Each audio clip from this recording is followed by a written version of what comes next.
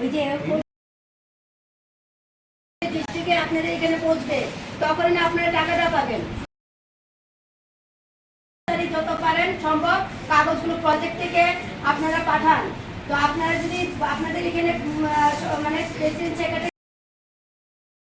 বলছি, আপনাদের কাগজ সঠিকভাবে যে যে কাগজগুলো লাগবে আমরা বাড়িতে ফিরব, বা আমরা একতা হয়ে এই আদায়কে আমরা যেভাবে আমরা সরকারকে চ্যালেঞ্জ দিচ্ছি, আমরা যেভাবে সবাই সংগঠিত হতে হবে।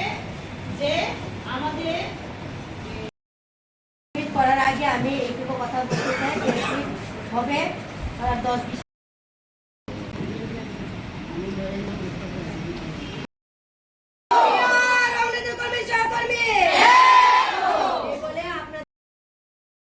থেকে ওনারা বঞ্চিত করতে পারবে না।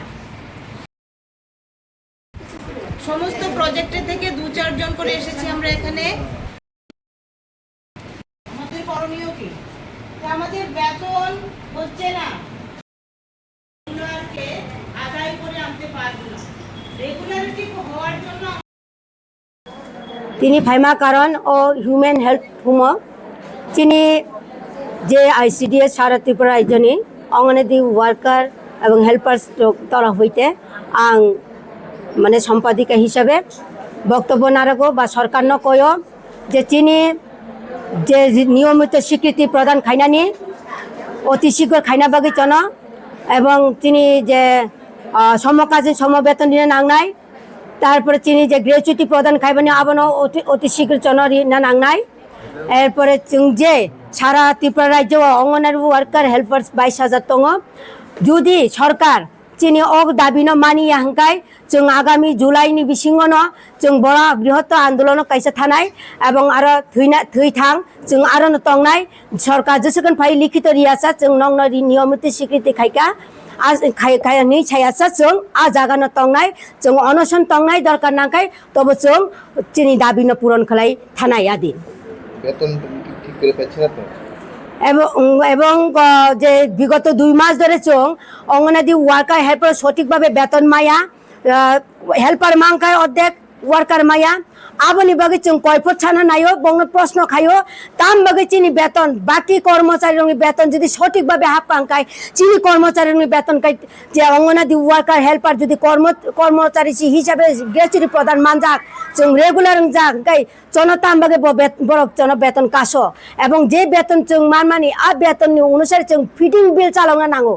फिटिंग बिल सठिक मामाया 5 मास 6 मास दङ फिटिंग बिल नि कुनु चिंग करे आईसीडीएस नि जे चेराय रक न जों बाहायके चाइनाय बाहायके पुष्टि प्रदान खाइनाय जों निजे चानाय ना बंगचार जों वेतन छि माया काय जों बाहायके ड्यूटी न खाइनाय जुदि जन आगामी मास नि बिसिं जत्न चिनि बकेया बिल परिपूर्ण खाइरिया काय सरकार दफ्तर काय जों चिनि वेतन बो सठिक फाइमा मास रिया हंकाय जों ताइबो अब लामा कटो लाहौर कटो जों कासोय सरकार न चैलेंज खायो चिनी मानथाय न जन सठिक भावे रिदि जों काम समकासी समकाम खाइ दं जतन दिन रात 24 काम खाइ दं ओ काम नि परिप्रेक्षित जन रां मारिनाय चिनी सठिक वेतन मारिनाय एवं जन रेगुलार मा खाइनाय आबन आं सरकार न कयो इयाकाय आगामी दिन जों जे लाहौर कटो अंख नाय आफर तैमा तै कर तै फाइ जों अंख नाय। আমাদের ত্রিপুরা অঙ্গনারী কর্মী সহায়িকা ঐক্য সমিতির সম্পাদিকা কল্পনা কলই আজকে বললেন কি কারণে তারা আবারও এখানে মিলিত হয়েছেন এবং যেটা সবচেয়ে অবাক করার মতো বিষয়, আমরা অনেকেই জানি না যে রাজ্যের অঙ্গনারী কর্মী সহায়িকারা তারা গত 2 মাস ধরে তাদের ভাতা পাচ্ছেন না। 2 মাস ধরে ভাতা তাদের মিলছে না। কেন ভাতা পাচ্ছেন না কোনো কারণ জানি না।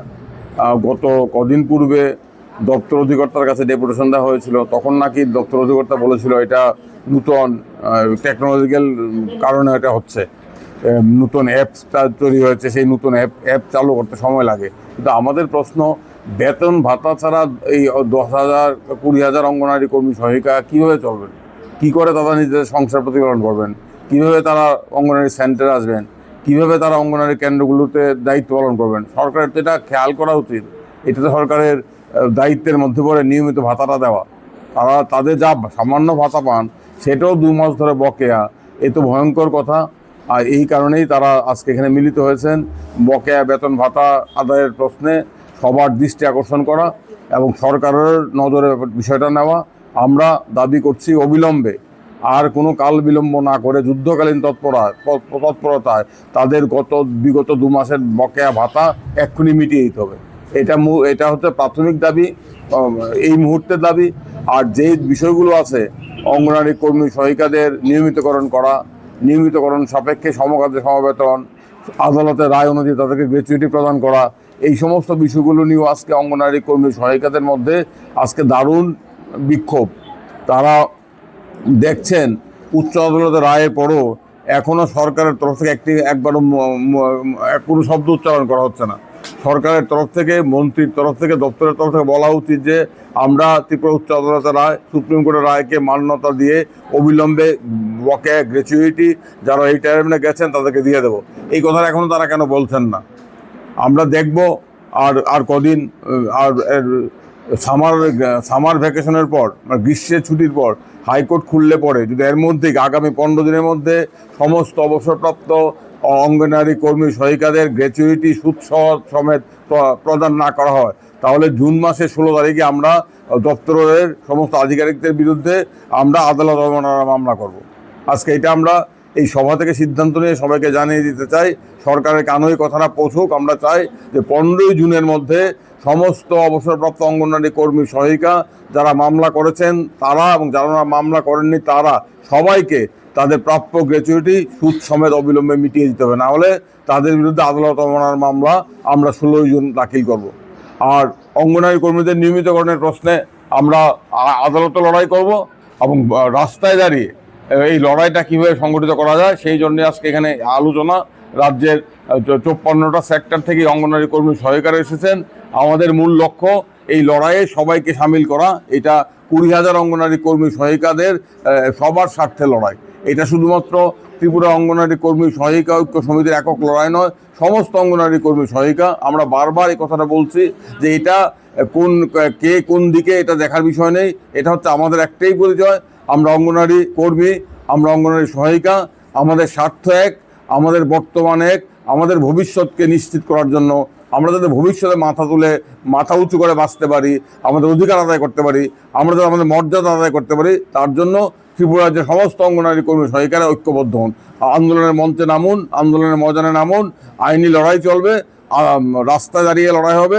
সেই রাস্তায় দাঁড়িয়ে লড়াইটা কীভাবে হবে তার জন্যই আলোচনা করে এখানে তারা পরবর্তী সময় বসে ঠিক করবেন। আজকে কিছুক্ষণ পরেই তারা সবাই মত বিনিময় করে আমরা একটা কর্মসূচি তৈরি করব।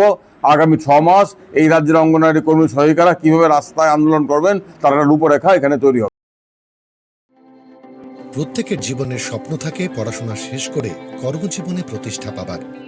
এই দিক দিয়ে আমি সফল শুধুমাত্র একটি কারণে, সেটা হলো আমার কলেজ টিপস, যেখান থেকে গ্র্যাজুয়েশন কমপ্লিট করে উচ্চতর শিক্ষা নিয়ে আজ আমি সফলভাবে প্রতিষ্ঠিত।